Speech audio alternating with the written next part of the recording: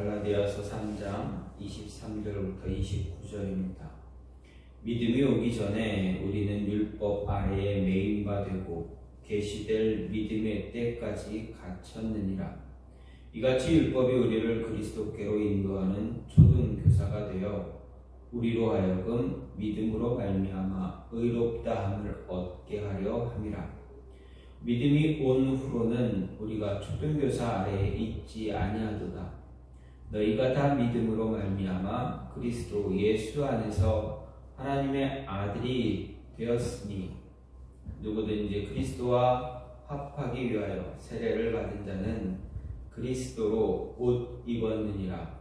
너희는 유대인이나 헬라인이나 종이나 자유인이나 남자나 여자나 다 그리스도 예수 안에서 하나이니라. 너희가 그리스도의 것이면 곧 아브라함의 자손이요 약속대로 유업을 이을 자니라. 아멘. 오늘 말씀 갈라디아서 3장 23절부터 29절 말씀입니다. 어떤 두 명의 그리스도인이 만나서 더 나은 신앙생활에 대해서 대화를 나누기 시작했습니다. 한 사람이 먼저 묻습니다. 질문을 합니다. 신앙생활이란 어떤 생활을 말하는 것입니까? 묻습니다. 그러자 한 사람이 대답했습니다. 그거야 믿음으로 사는 삶입니다. 신앙생활이란 어떤 생활입니까? 믿음으로 사는 삶입니다. 그 대답을 듣고 또 이어서 묻습니다. 믿음으로 사는 사람이 어떻게 사는 것입니까? 그거야 하나님을 믿는 마음으로 살아가는 것입니다. 그러면 그건 어떤 삶입니까? 이렇게 물었을 때 대답이 글쎄요 라는 대답을 했다고 합니다. 여러분, 신앙생활이란 믿음생활이란 어떤 삶을 사는 것이 믿음생활입니까? 아니, 믿음으로 사는 삶이 어떤 삶입니까?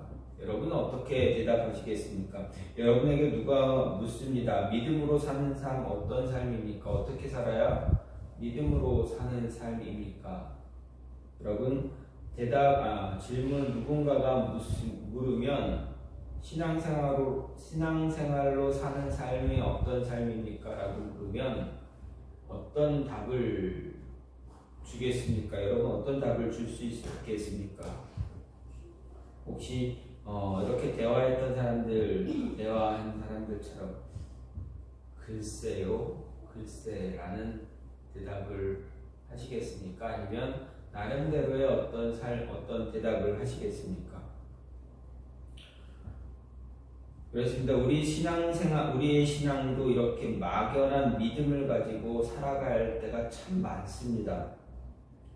그렇기 때문에 신앙생활, 믿음생활 하면서 조금씩 돌아볼 때도 있어야 합니다. 믿음으로 살아갈 때 나는 어떻게 살아왔을까? 내가 믿음으로 산다라는 내가 어떻게 대답을 할 수 있을까? 나는 어떻게 살아왔는가? 좀 스스로 돌아보면서 막연한 믿음을 이야기하는 것이 아니라 구체적인 그런 믿음에 대해서 신앙에 대해서 이야기할 수 있는 그런 모습이 있어야 될 것입니다. 성경은 하나님은 믿음과 함께 하신다 말씀하고 계시기 때문에 우리 스스로 어떤 모습인가를 잘 찾아서 알아보아야 합니다. 하나님의 사람인지에 대한 평가 역시도 믿음으로 구별됩니다. 그렇다고 구별된다고 성경이 이렇게 말합니다. 믿음으로 사는 사람의 특징 어떻게 설명할 수 있을까 할 때 하나님의 말씀대로 순종하며 살아가는 삶이 믿음으로 사는 생활이다라고 말하기도 합니다. 그렇다면 하나님의 말씀에 순종하지 못하는 사람, 믿음이 없는 사람인가라고 생각할 때 그것도 조금 아니지 않는가라는 생각을 하게 됩니다. 하나님 말씀에 순종하지 못한다면, 순종하지 않았다면 믿음으로 사는 사람이 아닌가. 참 애매하고 답하기가 매우 어려운 그러한 모습입니다. 근데 오늘 바울은 오늘 말씀을 통해서 믿음으로 사는 삶이 어떠한 삶인가를 이야기해 주고 있습니다. 먼저 믿음으로 사는 삶 어떤 삶인가? 바울이 말합니다. 인도함을 받는 삶이다. 인도함을 받는다. 삶에서 항상 어떤 인도함이 있다 이야기합니다.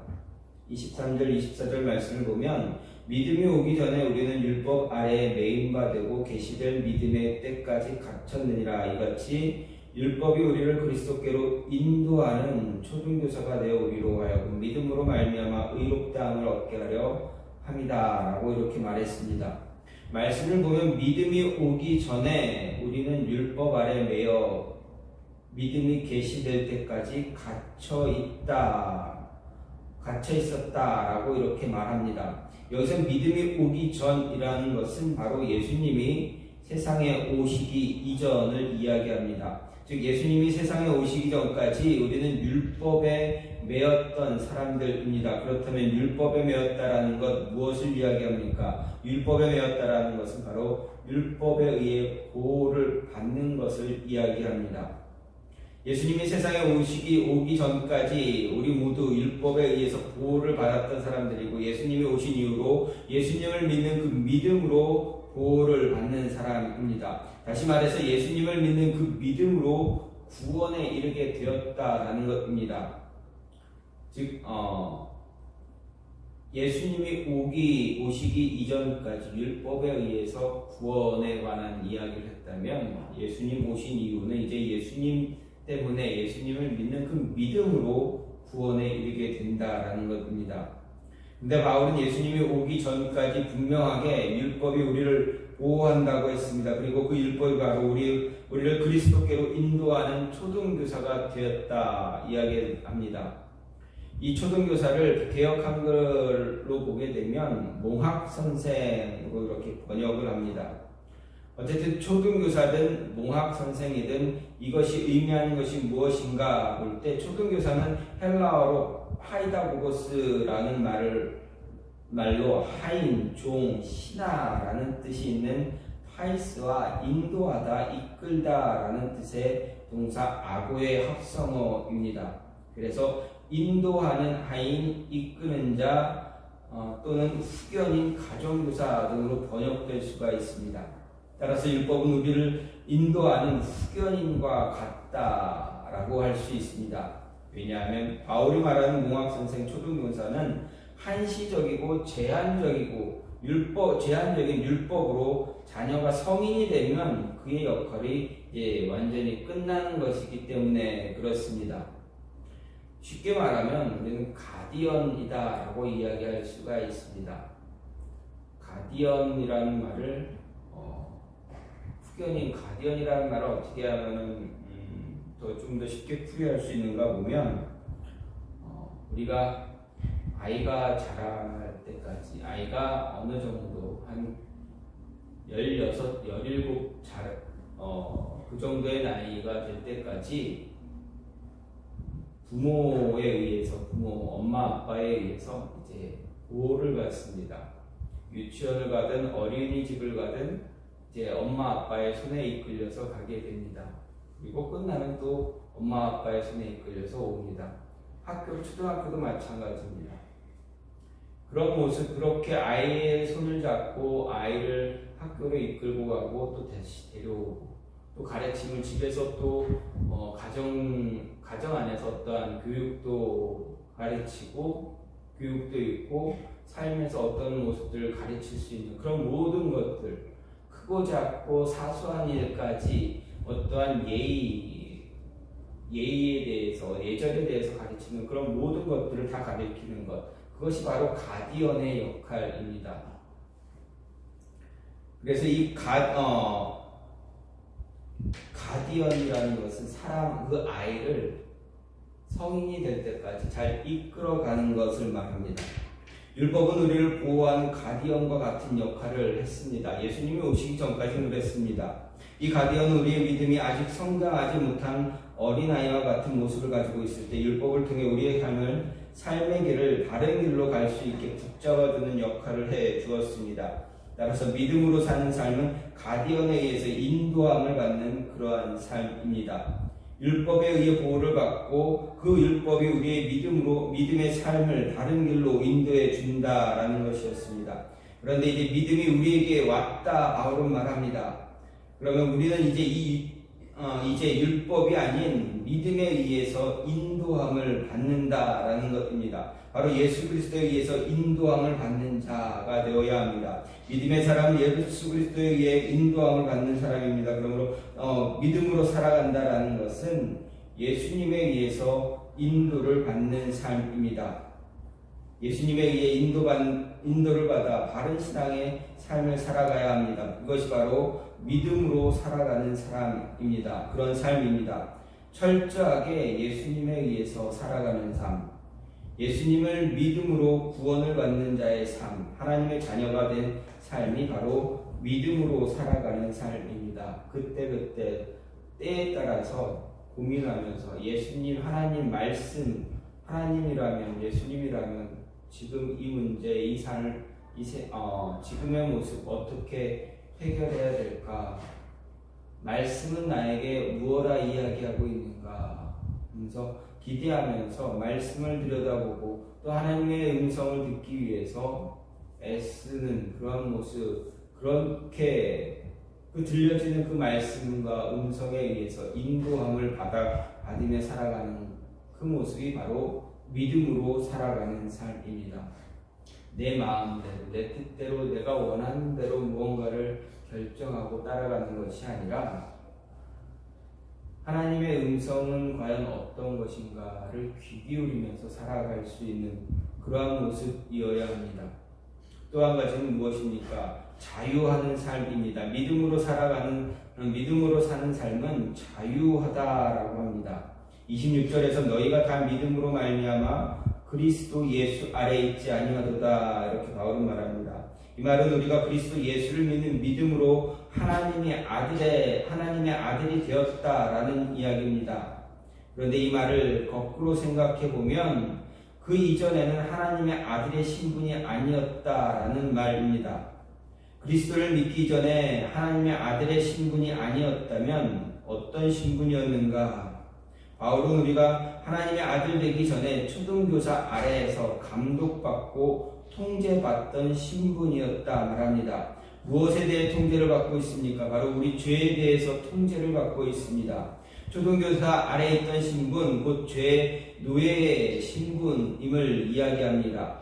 우리가 하나님의 아들 되기 이전에 모두 노예였다, 죄의 노예였다라는 것입니다. 바울은 로마서에서 이런 사실을 분명하게 말합니다. 로마서 6장 17절을 보면 너희가 본래 죄의 종이더니 이렇게 말합니다.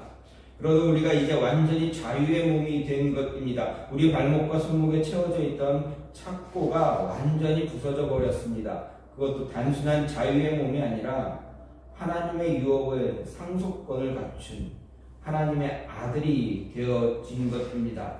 장성한 하나님의 아들이 되어서 구원의 유업을 상속받는 그런 권한을 갖게 되었습니다. 죄의 노예 신분에서 하나님의 아들 신분으로 옮겨갈 수 있었던 것 바로 믿음 때문입니다.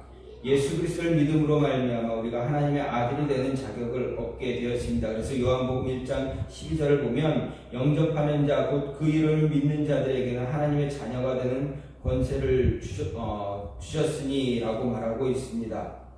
우리가 그리스도를 믿게 되면 그리스도의 영이 우리 안에 내주하심으로 우리는 그리스도와 하나가 됩니다. 그래서 우리 또한 그리스도와 동일하게 하나님의 자녀로 인정을 받게 됩니다.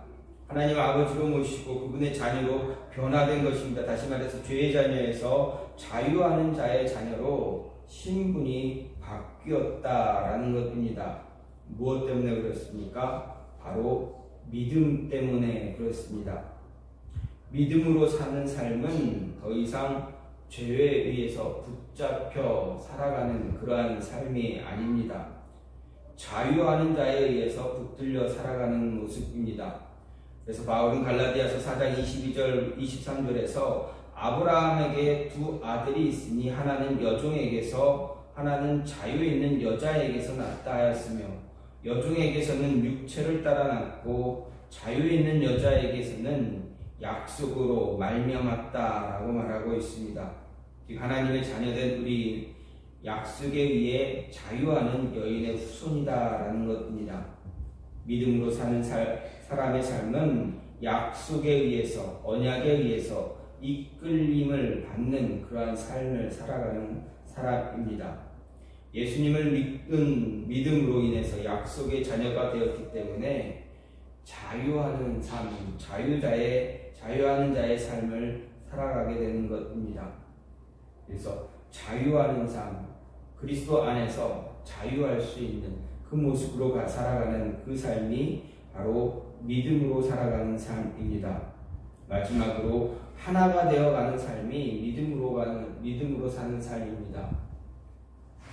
27절부터 29절 말씀을 보면 누구든지 그리스도와 합하기 위하여 세례를 받은 자는 그리스도로 옷 입었느니라. 너희는 유대인이나 헬라인이나 종이나 자유인이나 남자나 여자나 다 그리스도 예수 안에서 하나이니라. 너희가 그리스도의 것이면 곧 아브라함의 자손이요 약속대로 유업을 이을 자니라. 바울은 말합니다. 믿음으로 사는 삶을 살아간다는 것, 그리스도 안에서 하나가 되어가는 그런 삶을 산다는 이야기입니다. 다시 말해서 그리스도 안에서 연합하는 삶을 사는 것입니다. 그렇기 때문에 우리는 늘 하나가 되어가는 연습을 해야 됩니다. 그리스도 안에서 하나가 되기 힘쓰는 그런 모습을 가져야 합니다. 바울이 말하는 그리스도 안에서 하나가 된다는 것, 그리스도 안에서 우리가 모두 동등한 상태라는 이야기입니다. 인종이나 신분이나 성별의 차이나 관계없이 오직 믿음으로 공통 분모만 있다면 그리스도 안에서 하나가 될 수가 있습니다. 그리스도 안에서 하나가 된 우리들이 갖는 유일한 신분 바로 하나님의 아들입니다. 믿음으로 말미암아 그리스도 안에서 하나님의 아들이 된 우리가 그리스도의 몸을 이루는 그런 지체가 되어서 한 몸이 되는 것입니다. 그리스도 안에서 한 몸을 이루는 지체가 되었다는 것, 유대인, 이방인, 자유자, 노예, 남자, 여자 사이의 차별을 넘어섰다는 것을 말합니다. 넘을 수 없는 장벽을 넘어선 것입니다. 신분상의 차별이 그리스도를 믿는 믿음 안에서 완전히 사라지게 되었음을 이야기해 줍니다. 그래서 하나님의 자녀가 되었기에 차별이 없는 그런 모습을 가져야 합니다. 하나가 된다라는 것, 똑같은 생각, 태도 가져야 한다라는 것은 오해입니다. 하나가 되었다고 해서 같은 생각을 해야만 한다, 같은 태도를 가져야 한다라는 것은 아닙니다. 왜 그렇습니까? 각자가 다 다르기 때문입니다. 하나가 되어진다는 것은 그리스도 안에서, 말씀 안에서 하나가 되어져서 하나님의 영광을 바라보며 그 영광을 이루어가는, 하나님께서 원하시는 일들을 이루어가기 위해서 각자가 각자에게 주어진 것에 최선을 다하는 것, 그것이 바로 하나가 되어져 가는 것입니다. 하나가 된다는 것은 하나의 목표를 가지고 각자의 모습에서, 각자의 자리에서 자신이 할 수 있는 것을 해 나가는 것입니다. 이것은 같은 생각이 아닐 수도 있습니다. 서로에게 주어진 것은 다르기 때문에, 맡겨진 일은 다르기 때문에 같은 행동 하지 않을지라도 하나의 목표, 하나님의 뜻을 이루는 것, 온 세상에 복음을 전하는 것, 복음을 전하기 위해서 행동이 다를지라도 그것은 하나가 되어지는 것입니다. 따라서 믿음으로 사는 삶은 하나가 되는 하나님이 주신 목표를 이루어가기 위해서 각자에게 주어진 일, 그 위치에서 최선을 다해서 열정을 가지고 열심을 다해 살아가는 그러한 삶입니다. 바울은 믿음으로 사는 삶에 대해서 오늘 말씀을 이야기하고 있습니다. 믿음으로 살아가는 삶, 믿음으로 사는 삶, 어떻게 살아야 우리가 믿음으로 살 수가 있는가? 어떻게 보면 답을 내려놓기가 굉장히 어렵습니다. 성경 말씀을 통해서 아무리 우리가 이야기할지라도 삶에서 그것이 부딪혔을 때 어떤 해결 방법을 찾을 수 없으면 굉장히 힘들어하고 곤혹스러워하기도 합니다. 그럼에도 바울이 말하는 것은 말씀에 의해서 하나님의 음성에 이끌림을 받을 수 있는 모습 가져야 한다. 자신의 어떤 생각이나 주장을 드러내기보다는 하나님의 뜻이 과연 어디에 있는가를 먼저 생각하라 이야기하는 것입니다. 그리고 말씀 안에서 자유할 수 있는 모습, 그리고 그 자유함을 통해서 하나님의 뜻을 이루어가는 그 모습으로 살아가는 것, 그것이 바로 믿음으로 사는 삶이다라는 것입니다. 순종하지 못했을지라도, 말씀에 순종하지 못한 모습이 있을지라도 하나님이 맡긴 그 일을 감당하기 위해서 살아갈 때에 하나님께서는 우리는 하나님의 인도함을 받는 그런 삶을 살게 됩니다. 따라서 최선을 다해서 하나님의 말씀에 의지해서 말씀을 따라갈 수 있는 모습을 가져야 하는 것, 그것이 바로 믿음으로 사는 삶입니다.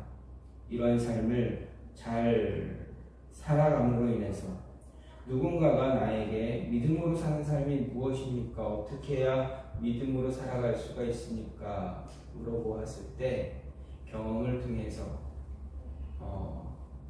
이야기해 줄 수 있는, 그래서 이끌어 줄 수 있는 그런 모습, 성도의 견인이 되어지는 그런 모습을 가질 수 있는 저와 여러분이 되어주기를 간절히 소망합니다. 이 시간 같이 기도하기를 원하는 것은 하나님, 나로 하여금 믿음으로